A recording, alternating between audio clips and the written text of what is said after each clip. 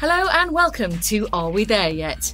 The podcast looking at the innovations emerging from the workshops, labs and secret test tracks at Hyundai. If you like your technology eye-opening, you're in the right place.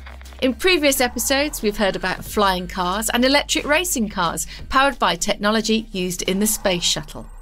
And now we're looking at how this technology is making its way into the vehicles we're all driving and into our lives. I'm Suzi Perry, and this podcast comes to you from Hyundai Motor Europe. This edition is about being a visionary. We're going to try and reimagine what a car can be. Today we're with Andreas Christoph-Hofmannom, Vice President, Marketing and Product at Hyundai Motor Europe. I'm so excited to talk to you about this topic. A man who is trying to get the world to see cars differently. Looking forward to your questions. Andreas, growing up, my dad had an MGB GT, and for me it was so much more than a vehicle that went from A to B. Yeah, that's true. And I've always had a love for cars that generate that extra special magic, that make you feel a certain way. And I think when you have a special car, you feel special as a driver, and driving becomes a sixth sense. How do you feel about driving cars? I think this is the most important thing. Cars have to ignite me in a certain way. So I've always am very much into this certain kind of feeling which different cars provide. Yeah, the motor industry, it's full of extraordinary people, isn't it? With amazing ideas. People who can see that cars can be very different from how they are now. Is that part of the attraction for you? Yeah, absolutely. So I believe it never has been as interesting and challenging than these days. And I believe the potentials for even traditional companies or manufacturers to expand into different directions and areas are really huge. It means as well that you have to adapt as a company, be brave, and as well in a certain way willing to experiment, to invest into future technologies, for example. Yeah, it's incredible, isn't it? The technologies that are changing. You've worked with a lot of high-end brands in your career, Mercedes, BMW, Audi, Smart. You must have worked with some fascinating people. Do you feel as though within the car industry, the passion that you've seen along the way throughout the years of different designers, do you see that coming through with new designers? From the designer's point of view, I couldn't see so much change in regards of their passion. But I can see that another generation as well here in marketing and in product development, another generation of people are coming up with slightly different enthusiasm in regards to cars. So these classical petrol heads are not existing so much anymore, but they bring other values to the companies, which is very important. We always have to look into different industries because the automotive industry is in certain parts really a little bit ancient, to be honest. Yeah, so we know how to produce cars, to develop and produce cars with a high precision, with high quality. But if it comes to future direction to go, I think we can learn a lot of other industry, especially consumer industry or other technology oriented industries. What did they do differently and what can we probably adapt? So I think it's always very important to look into other industries to further enhance yourself. On seeing cars differently, because that's what we're talking about really today, how do you get people to accept innovation and get them excited about new ideas? Yeah, I think internally I don't have to ignite the people because they are hungry. Their willingness to explore is big. Most of them are under 30, to be honest. So they often ignite me to do things differently. This is not the problem. But I can see as well that this, as I said before, classical myth of cars is in a certain way vanishing. And certainly as long as we can deliver customer benefit, I think people will be open to explore new things. So the process has changed so much, really, hasn't it, over the last 3 decades that you've been working in the automotive industry. When you look at teams and those processes from when you started to now, how have they changed for you? I think it changed massively, to be honest. So from real paperwork when I started many, many years before to almost completely digital now. Even so, I'm a little bit old school. That means I like to scribble things with my pen, for example. And I believe there are today more angles to look on the tasks to be fulfilled, more information available, much more speed. You have to adapt quickly, but as well some negative points, to be honest. Sometimes, especially if we are just talking about the classical car as a product, a little bit less dedication to the product and to the detail, and really talking about how, for example, exhaust pipe should look like. So it's very much financially driven as well. And sometimes the emotion, you really have to fight for having the emotion realized. Yeah, okay. So what's at the core then of what you want to achieve with Hyundai? Yeah, first of all, to raise further awareness for this company in Europe. And my targets are to really create a crisp brand image and establish this, not necessarily becoming a loved brand, but a beloved brand with a certain purpose. So people should recognize if they hear or see a Hyundai, that they have what kind of image they have in mind, what really makes the difference to other manufacturers, especially very important in this very crowded mainstream segment, you can imagine. It's a little bit different with premium segments. And of course, last but not least, I'd like to transfer our vision, which is progress for humanity. Okay, so you've worked a lot in the premium segment. So when you were working in the past, how did you look at Hyundai and how do you look at it now? Is it differently? Yeah, absolutely. Absolutely. To be honest, when I work for premium manufacturers, they sometimes don't have the mainstream manufacturers on their radar. Yeah.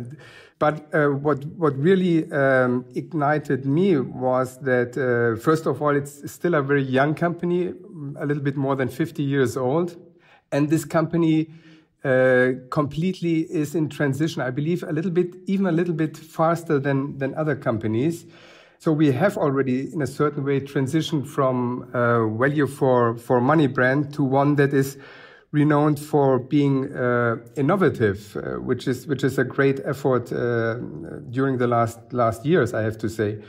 And as well, the improvement, for example, in quality perception and customer satisfaction over the last decades has been enormously.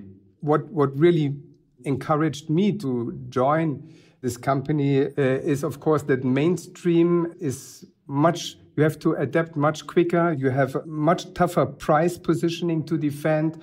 And brand doesn't play such a big role. But yeah, it's a totally different approach and a totally daily different work if you compare it premium in comparison to what we are here at Hyundai today.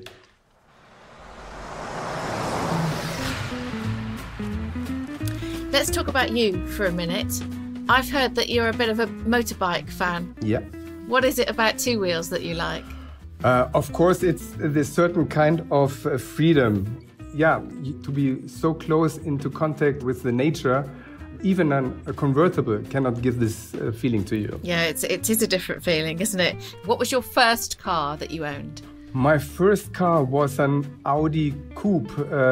My mother shared with me. It was the soft version of the very well-known Audi Quattro. But of course, for me as a young boy, it was amazing to drive a car like this, even so it hasn't had a lot of horsepower. It looks good, though. That's an amazing first car to have, isn't it? Absolutely. What about your favourite movie car? You're not allowed to have James Bond. Wouldn't come into my mind, to be honest. No, I believe it's really Steve McQueen and the Ford Mustang GT in Bullet. With I believe, the longest car chase. Yeah. I think he's just the right driver for this car. Still one of the greatest car chases of all time in San Francisco, isn't it? Absolutely. What about your dream car? What would that be? Of course, it's IONIQ 5, but it's the Porsche 911, to be honest. It's, for me, still this sports car. I'm completely not in Ferrari, to be honest. Never touched me. But Porsche 911 and the history especially, and how to transform this original concept into even today's surrounding really makes me wonder. It's a timeless shape, actually, Yes. isn't it? The fact that it still works now is pretty incredible, and a great driving car. Your favourite sound that a car makes? Yeah, I'm split, to be honest. I drive an IONIQ at this stage, and I love this relaxed driving atmosphere, and the low sound really attracts me a lot. But on the other side, it's a V8 or V6 engine as well. Yeah. So the good thing with electric cars is that you can much more relax than with combustion driven. And this is what I very much like. I like both. Depends very much on the purpose. Two very different experiences, aren't Yeah. they? And do you listen to music when you drive? Do you have a favourite track that you might listen to in the car? Not a favorite track, but to be honest, the good thing driving a car, it's the last resort for mankind, so to say. So I'm a big fan of hard and heavy rock music. So I listen to every kind of even heavy metal in my car. It's very much depending on where I have to go and what the final mood should be. Seems like a juxtaposition for me in an IONIQ, but I like it. I like the way that we have this kind of silence and this hard rock music playing in the car. It's good.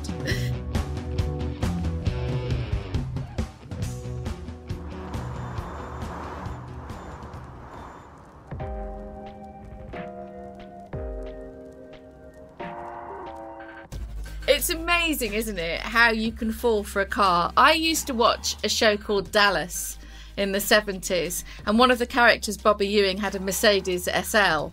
And ever since then, I've drooled over the car and the shape and the look. The nostalgia, I think, also plays a part for me, because it just oozes class.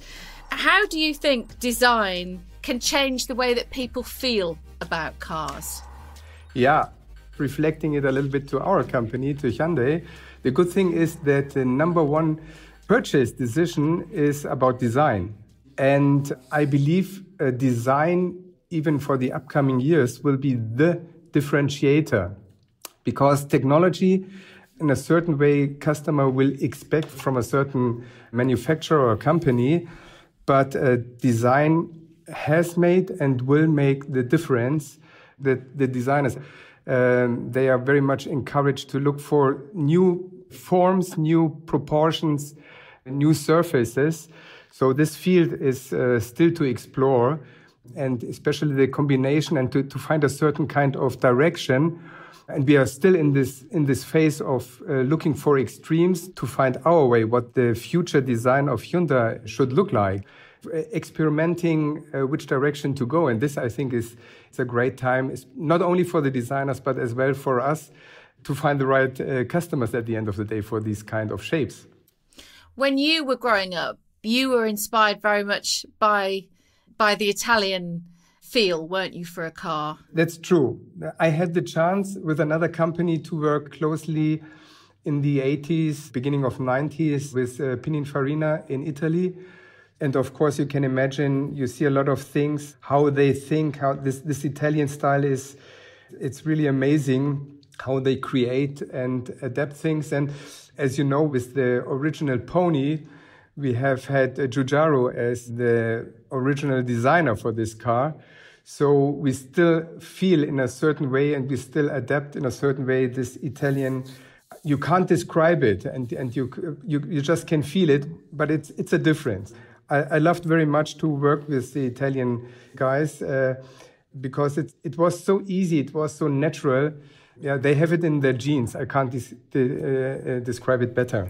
Yeah, I think, Italy, they never skimp on food, fashion and cars, and they celebrate them as well, don't they? I mean, you'd never see anybody go and key a Ferrari in Tuscany out of jealousy. They celebrate them. I recently drove a Lamborghini Aventador through Tuscany. Wow. Everybody was stopping to take photographs. It was just absolutely incredible to see the celebration.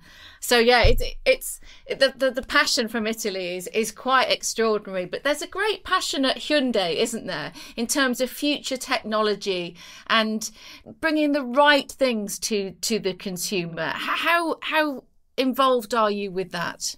Yeah, very much as well. Not only for Europe, but as well on a worldwide scale. We have a lot of market research. We have a lot of clinics with customers, with all the pros and cons of a clinic, because if you show a car which might come within the upcoming 2 to 3 years, sometimes it's difficult for customers to digest how the future could look like. But I think the inspiration, this have you tried spirit from our founder more than 50 years ago is still valid today. And you can feel it wherever you have contact with colleagues. The spirit is here. And if you look how this company has been developed during the last 5 to 10 years, it's amazing, because the driving force always is progress and to do things better and to better adapt to the necessities of the future customers. And then at the end of the day, to keep it affordable. For example, to create a car around 100,000 euro, it's not as difficult as to provide the same technology for 50,000 euros. So this is the challenging part on the one side, but as well the satisfying part to get this really done.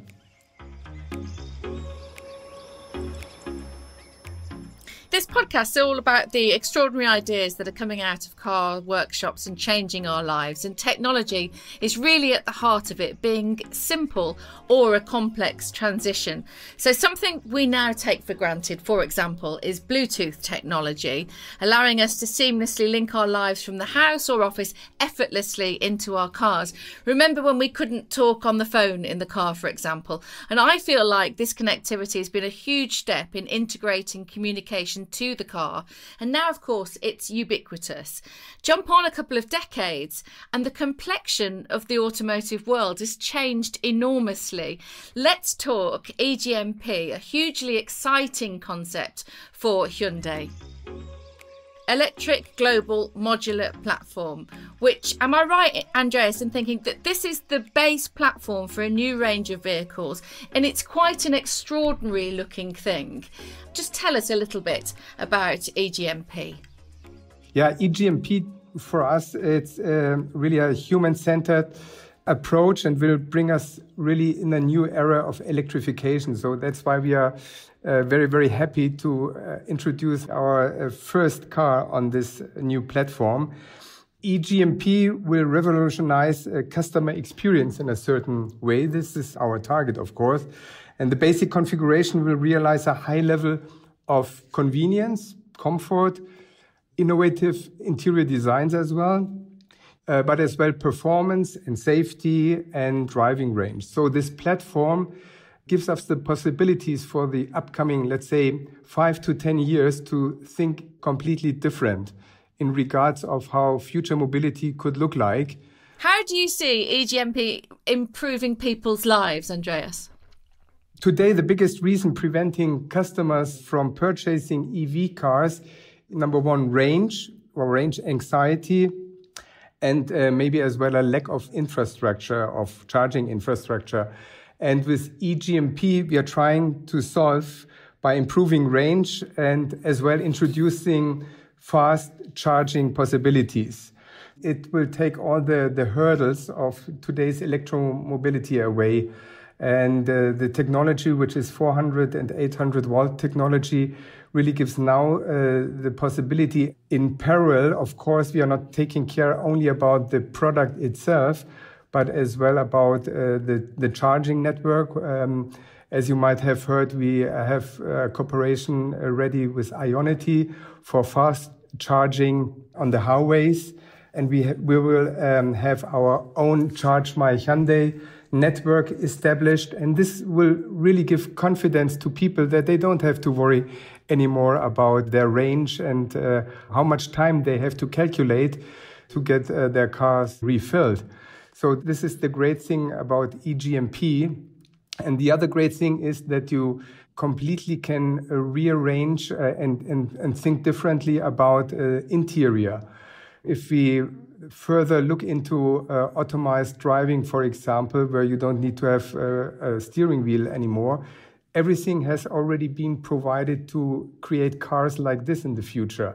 So this platform will have a long time period to be used for things we can't imagine today. The platform, the technology is there. The space that you're able to create with EGMP, do you feel as though that's going to be a real game changer in the market? I believe so, because I haven't seen from competitors what I've already seen now within our company, and with the flat floor and the possibilities of how to balance weight, for example, how to create different lounge atmospheres or sporty driving atmospheres, or how to rearrange seats, how to turn seats. That's something new. I haven't seen only in concept cars at this stage, but we are ready for it. And it seems as though with this, talking about the way that we see cars differently, your car will be able to become your portable office, or even if you go camping, everything's going to be different because of V2L. Andreas, before, to charge something in your car, you would use the cigarette lighter and you get a tiny bit of charge for your phone, or, it was always awkward. But V2L, that's going to completely change the way that we use the car in terms of charging, isn't it? Yes, exactly. So V2L, vehicle to load, transforms your car into a power station. Let's say it like this. So you can plug in a lot of things you couldn't plug in before because you only had this 12-volt cigarette lighter. And this puts the car into another dimension, into another possibilities for people exploring nature, for example, or having long trips better prepared. And the vehicle, even if you use it as an office, will offer with vehicle to load a lot more possibilities than you can imagine today.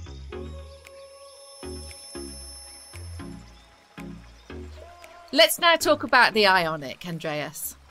Yes, IONIQ is our new lineup brand, as we call it. And IONIQ is not a new name. We already have IONIQ today, but now we put it into another perspective and put it on another level. With the first car, which is called the IONIQ 5, we will start to launch this series. IONIQ 6 and IONIQ 7 will follow, different styles, different concepts behind. So you have to stay curious. Let's talk about the IONIQ 5 that's just been launched. How will it shape the future, do you think, for Hyundai? Yeah, it will be really a quantum leap in electromobility, especially if you are the mainstream segment, because there's no car which can provide range, charging possibilities from the design point of view being very extraordinary. And IONIQ 5 will be just the first. It will start with IONIQ 5, which is a CUV. And then the following year, we will have IONIQ 6, which the public already has recognized as concept prophecy.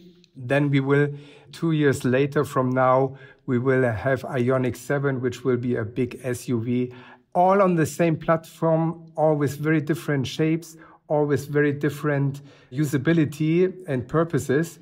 And this is the challenging thing on the one side, but it's the good thing that we have now a new platform which really brings electromobility, not only for us, but for the industry on another level, as well affordable for the customer. Sometimes when I'm driving, I suddenly notice a feature which is absolutely essential, but I've never really thought about it. Like the rear view car mirror or an indicator. And you think that they're always there on cars. You can't imagine a car without them. But of course, these things are timeless innovations. And that's all a very long time ago now. But you can imagine in a few years' time that people will say, yeah, well, of course, cars should have had solar roofs, for example. Absolutely. Solar roof, I believe, will be the new normal if you look into the upcoming 5 years. And we are happy to introduce it with the first generation of EGMP, which is IONIQ 5. It seems now as though when you're looking at a car, every single part of that car needs to be doing its own job. It's not just there for decoration. Is that the case? That's true. Even an antenna which is hidden today might have additional functions. There's not so much room just for funny design features, so it all has its additional usage and task to fulfill, if we like it or not. But it is like this, and especially under a quite huge cost pressure everybody has in this industry, every detail has to fulfill certain needs and certain tasks. That's true. And you mentioned earlier two of the biggest problems for people are the charging anxiety, which seems to be solved with the IONIQ because you can charge in minutes, and also the network of charging where you'll be able to charge your car. Do you feel as though those problems are now solved with the IONIQ, or is there more to go? I believe there's more to go, to be honest, because we as manufacturer cannot provide a very strong charging network, for example. We will have our stake in it, but if we are looking into Europe as a whole, we see that we have very, very different levels of electrification from north to south.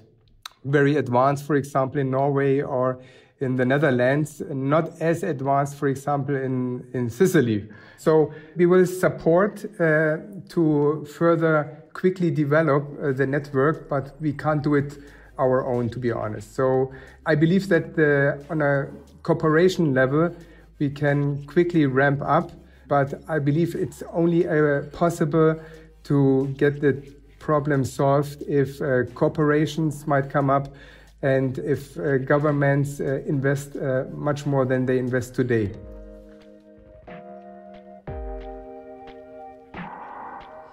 In this podcast, Andreas, we're asking, are we there yet?